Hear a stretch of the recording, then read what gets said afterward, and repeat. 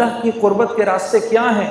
تو فرمانے لگے کبھی اس ماں کو دیکھا ہے جو پہلی مرتبہ اپنے بچے کو زمین پر کھڑا کرنے کی کوشش کرتی ہے؟ 8 9 یا 10 ماہ کا بچہ ہوتا ہے یا 1 سال کا، جب اس کو پہلی دفعہ کھڑا کرتی ہے تو اپنی دونوں انگلیاں اس کے ہاتھ میں دیتی ہیں، پھر اپنے ہاتھ چھڑوا کے پیچھے ہو جاتی ہے۔ اب بچہ ماں کی طرف بڑھنے کے لیے پہلا قدم اٹھانے لگتا ہے، ابھی پہلا قدم اٹھا نہیں سکتا، ماں فرتے جذبات میں دوڑ کر اس کو پھر گلے لگا لیتی ہے۔ جب بندہ اس بات کا عزم کرتا ہے میرے رب تو کتنا میرا کریم رب ہے، اب تک میں نے کتنا تجھ کو ناراض کیا، آج کے بعد یا اللہ میں تیرے حکموں کو نہیں توڑوں گا، میں پوری کوشش کروں گا کہ یا اللہ میں تیرے حکموں کو پورا کروں، کمی بیشی رہ جائے تو معاف کر دینا۔ جب وہ یہ ارادہ کرتا ہے تو اللہ رب العزت دوڑ کے آ کے اپنے اس بندے کو سینے سے لگا لیتے ہیں۔ ارادہ ملک کا بادشاہ، ملک کا حکمران ابھی اس بات کا ارادہ کرتا ہے، وہ جھوٹے منہ کہتا ہے، جھوٹے منہ میں اس ملک میں اللہ کے حکموں کو پورا کروں گا، اللہ کی مدد براہ راست اس کے ساتھ ہو جاتی ہے۔ جھوٹا ارادہ، اس کا کوئی ارادہ نہیں ہے۔ جب ہم کہتے ہیں نا حسبی اللہ،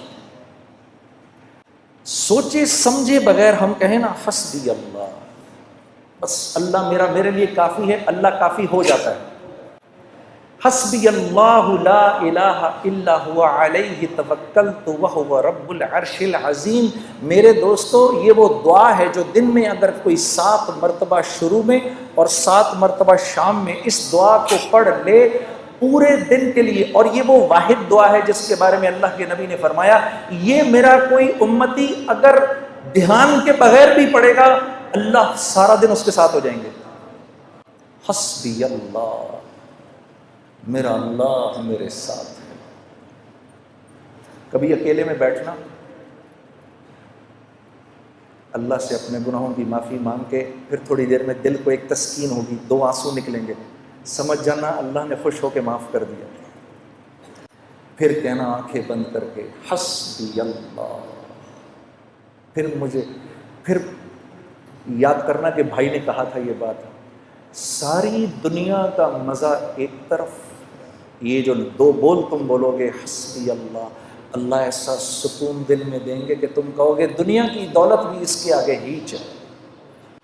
حسبی اللہ۔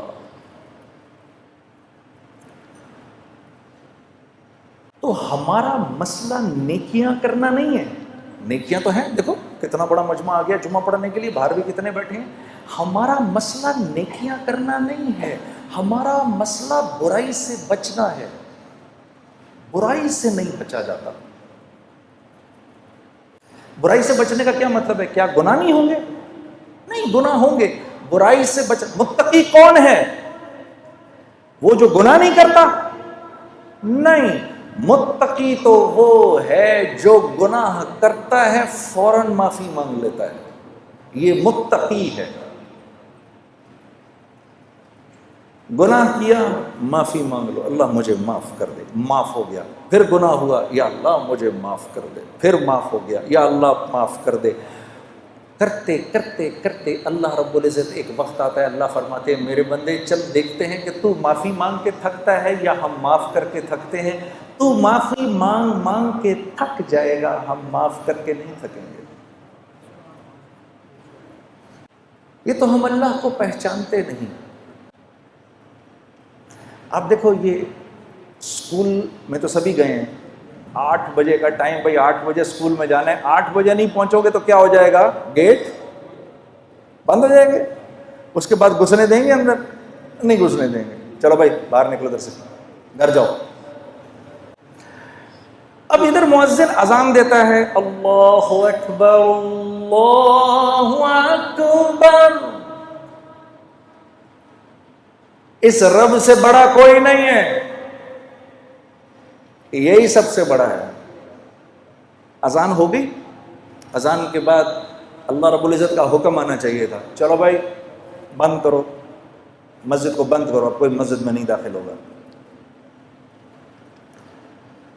تو مؤذن سے کہا رک جاؤ رک جاؤ، ابھی تو میرے بندوں نے اذان سنی ہے، انہیں 15-20 منٹ تو دو، ابھی میرے بندے کاموں میں لگیں، ابھی آئیں گے، میرے بندے ابھی آئیں گے۔ مسجدوں کے دروازے کھول دو، کیونکہ مسجد میری رحمت کی جگہ ہے، میرا گھر ہے، ابھی میرے بندے آئیں گے، کوئی بات نہیں اگر تھوڑی دیر ہو گئی تو، ابھی تو یہ آئیں گے۔ 15-20 منٹ کے بعد نماز کھڑی ہوئی، اللہ اکبر اللہ اکبر، قد قامت الصلاۃ قد قامت الصلاۃ، نماز کھڑی ہونے لگی ہے، نماز کھڑی ہونے لگی ہے۔ اب تو کہہ دینا چاہیے تھا اللہ کو، مؤذن کو، چلو جاؤ اب جا کر گیٹ پر تالے لگا دو، ہونا چاہیے تھا۔ بھائی سمجھ میں آنے والی بات ہے نا، 8 بجے سکول بند ہو گیا، اب نہیں آ سکتا کوئی اندر، تو اللہ کو بھی تو، اللہ تو سکول سے بڑا ہی ہے، لیکن نہیں، تالے نہیں لگانا، کوئی بات نہیں، تمہاری نماز کھڑی ہوگی، پیچھے سے میرے بندے آ رہے ہیں، کھول کے رکھو۔ اتنے میں جناب بھائی پہنچے، اللہ اکبر، مولانا نے پڑھنا شروع کیا، الحمدللہ رب العالمین الرحمن الرحیم۔ بھائی پہنچ گئے، یا اللہ میں کیا کروں؟ چپ کر کے کھڑا ہو جائے اس کے پیچھے، یا اللہ میری تکبیر اولیٰ مل جائے گی، مل گئی۔ رکوع کے اندر جانے لگے، رکوع میں چلے گئے، پیچھے سے دوسرے بھائی دوڑے ہوئے آئے، یا اللہ میں کیا کروں؟ چپ کر کے کھڑا ہو جا، یا اللہ میری نماز، چپ کر جا، کھڑا ہو جا، نماز مل گئی۔ 2 رکعت گزری، تیسرے بھائی آئے، یا اللہ کیا کروں؟ چپ کر کے کھڑا ہو جا، تیری بھی نماز ہو گئی۔ تیسری چوتھی رکعت کے اندر لوگ بیٹھے ہوئے ہیں، میں دوڑا پہنچا، یا اللہ میں کیا کروں؟ چپ کر کے کھڑا ہو جا، بیٹھ جا، اتحیات پڑھ لے، اور سلام پھیرنے کے بعد جتنی تمہاری رکعتیں رہ گئی ہیں کھڑی ہو کے پوری کر لو، میں نماز قبول کر لوں گا۔ اتنے میں یہ ایک بھائی بھاگے ہوئے آئے، جب سلام پھیرا، یا اللہ میری نماز رہ گئی۔ تو میرے نبی کا ارشاد ہے، کوئی نماز کے ارادے سے مسجد آئے اور اس کی جماعت چھٹ جائے، اللہ اس کو پوری جماعت کا اجر دیتا ہے۔ ایسا اللہ ہے میرا اللہ۔ شیطان کو 2 دفعہ اپنے آپ کو دھوکہ دینے مت دو، پہلی دفعہ اس نے دھوکہ دیا گناہ کرا کر، اب وہ دوسرا دھوکہ دے گا، توبہ کرنے کا کیا فائدہ ہے، تیری توبہ قبول تھوڑی ہونی ہے۔ اس کو بولو، اے بدبخت، جب تجھ کو اللہ نے نکالا تھا جنت سے، تو نے 10 دعائیں مانگی، اللہ نے ساری پوری کی، تو میں تو اس کا فرما بردار ہوں، میں تو کلمہ گو ہوں، اگر میں مان پڑوں گا تو میری نہیں مانے گا۔ میرے عزیز دوستو، جب آپ اپنے گناہ کی توبہ کرتے ہیں تو آپ کو پتہ ہے کیا ہوتا ہے؟ جب ہم توبہ کرتے ہیں، اللہ اس گناہ کو معاف کر کے نیکی میں بدل کے آخرت کا توشہ بنا دیتا ہے، اور آپ ایسے ہو جاتے ہیں جیسے آپ نے اس گناہ کو کیا ہی نہیں۔ یہ تو ہماری بدقسمتی ہے، ہم اپنے آپ کو اللہ سے دور کیا ہے۔ یہ وجہ ہے میرے دوستو، جب ہم دعا کرتے ہیں تو دعا نہیں قبول ہوتی، کہ ہماری طبیعتوں سے اللہ سے دوستی لگانا ختم ہو گئی۔ موسیٰ علیہ السلام کے دور میں زوردار قسم کا قحط پڑا، آپ نے سب کو جمع کر کے آپ میدان میں لے گئے، وہاں آپ نے جا کے جب دعا شروع کی تو لو اور تیز ہو گئی۔ آپ نے کہا یا اللہ میں تو دعا کر رہا ہوں، یہ کیا معاملہ ہے؟ کہا اس مجمع میں ایک آدمی ایسا ہے کہ پچھلے 40 سال سے اس کی ایک نیکی بھی میرے پاس نہیں آئی، اس کے گناہوں کی نحوست ایسی ہے کہ آپ کی دعا بھی قبول نہیں ہو سکتی۔ تو آپ مجمع کی طرف مڑے اور مجمع سے کہا بھائی وہ کون ہے، باہر نکل جائے۔ اب وہ جو گناہگار تھا وہ تو نظریں نیچے کی کھڑا ہوا تھا، اس نے دائیں دیکھا یہاں سے شاید کوئی نکلے، بائیں دیکھا یہاں سے کوئی نکلے۔ جب تھوڑی دیر ہوئی تو اپنی عزت بچانے کے لیے اس نے کہا یا اللہ اتنے سال میں نے تیری نافرمانی کی، تو نے کسی کو پتہ نہیں چلنے دیا، اب اتنی دیر ہو گئی ہے، تو ایسا نہ ہو کہ تو اپنے نبی کو بتا دے کہ وہ کون ہے، تو میں کتنا ذلیل ہوں گا، یا اللہ میں تجھ سے معافی مانگتا ہوں، تو مجھے معاف کر دے۔ ابھی وہ نیچے اللہ سے مناجات کر رہا ہے، اس کو پتہ نہیں، اپنی عزت بچانے کے لیے وہ مناجات کر رہا ہے، اوپر کالے بادل آنا شروع ہو گئے۔ اور اسی دوران موسیٰ علیہ السلام انتظار کر رہے ہیں تو دھڑا دھڑ اوپر سے بارش شروع ہو گئی. کہا یا اللہ یہ کیا ماجرا ہوا؟ کہ میرے نبی میرے بندے نے مجھ سے سنا کر لی، میں نے اس کو معاف کر دیا. یا اللہ یہ کون ہے؟ کہا موسیٰ جب نافرمان تھا 40 سال کا میں نے کسی کو پتہ نہیں چلنے دیا، اب تو وہ میرا ولی بن چکا ہے، میں کیسے بتا دوں وہ کون تھا؟ میرے دوستو آج امت اللہ سے دور ہوئی بیٹھی ہے، کیونکہ اللہ سے دور ہوئی بھی ہے، اپنی ہر مشکل کا حل اس کو اللہ کے غیر میں نظر آتا ہے. میں یہ بات ہاتھ جوڑ کے آپ نوجوانوں کے سامنے عرض کرنے آیا ہوں کہ آج کیونکہ ہم اللہ سے دور ہو گئے ہیں اپنے گناہوں کی وجہ سے، تو اللہ رب العزت سے جو حسن ظن ہے وہ بھی ختم ہو گیا ہے. اب جب کوئی ضرورت آتی ہے تو خیال اللہ کی طرف جاتا نہیں کہ میں تو اس کی کرتا ہوں نافرمانی. ارے نہیں، میرے گناہوں کی کیا حیثیت ہے اس کی رحمت کے سمندر کے آگے؟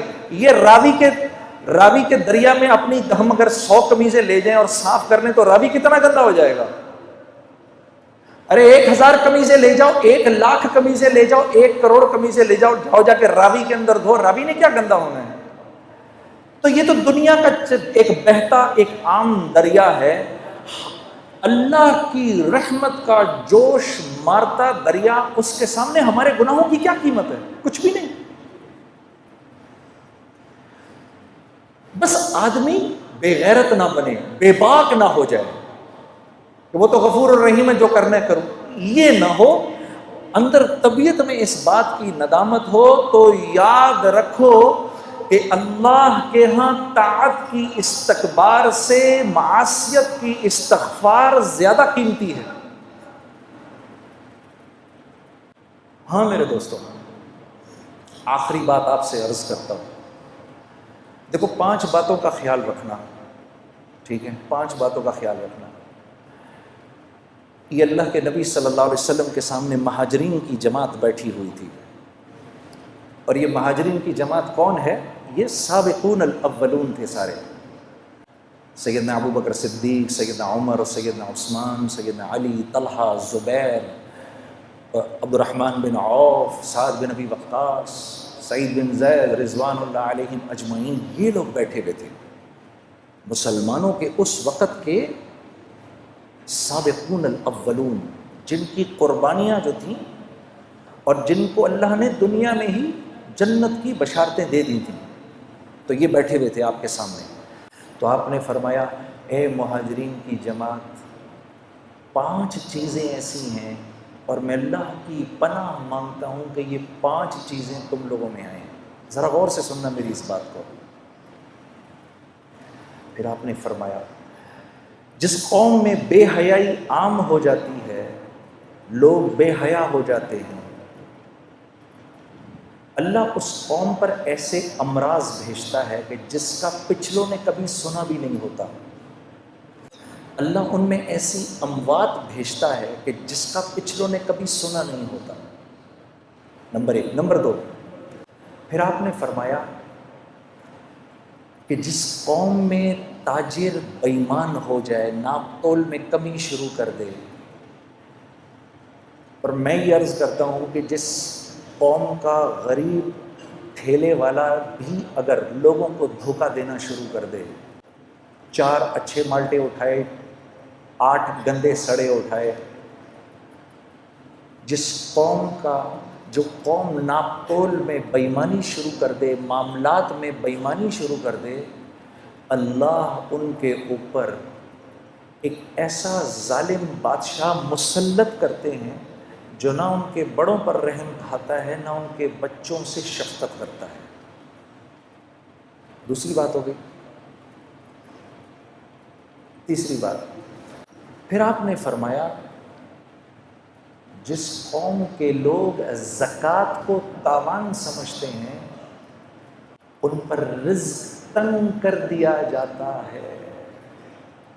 رزق تنگ کر دیا جاتا ہے کہ آسمان سے ایک قطرہ بھی نہ برسے اگر زمین پر بے زبان جانور نہ ہو تو.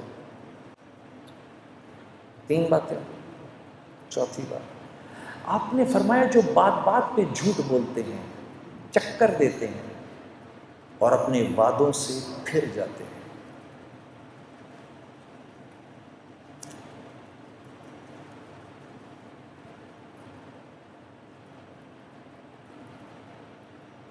یہ گھر ہم آپ کو 50 لاکھ میں بنا کے دے دیں گے، اس کی قسطیں دیں، آپ 50 لاکھ کے مطابق قسطیں دیں. جب گھر دینے کی باری آئی، سر بات یہ ہے کہ وہ تو وطب کی بات تھی، خرچہ تھوڑا بڑھ گیا، اب آپ کو پوزیشن تب ملے گا جب اس کے اوپر 15 لاکھ اور دیں گے آپ.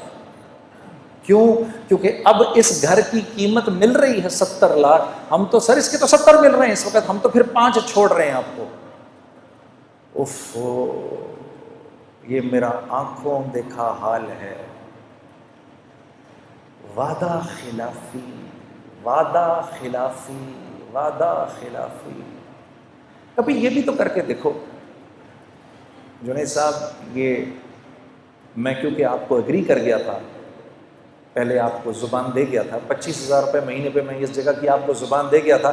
بعد میں میرے پاس آیا ایک آدمی، مجھے 28 دے رہا تھا، لیکن مجھے اللہ سے حیا آئی کہ میں آپ کو زبان دے چکا ہوں، میں آپ ہی کو دوں گا. یہ 25,000 میں یہ چابی آپ کے ہاتھ میں ہے. ارے میرے دوستو، ہم کوانٹٹی نہیں دیکھتے، ہم کوالٹی دیکھتے ہیں، کیونکہ اللہ پوچھے گا مال کہاں سے کمایا، کہاں خرچ کیا. لا الہ الا اللہ. ہم کوانٹٹی نہیں دیکھتے، ہم کوالٹی دیکھتے ہیں. جو زبان سے پھر جائے گا، چوتھی بات آپ نے فرمایا جو زبان سے پھر جائے گا، اللہ رب العزت اس قوم کو اس کے دشمنوں کے حوالے کر دیتے ہیں، جو ان کے گھروں میں گھس کے ان کے مالوں کو لوٹتے ہیں. 4 باتیں ہو گئی. 5ویں بات،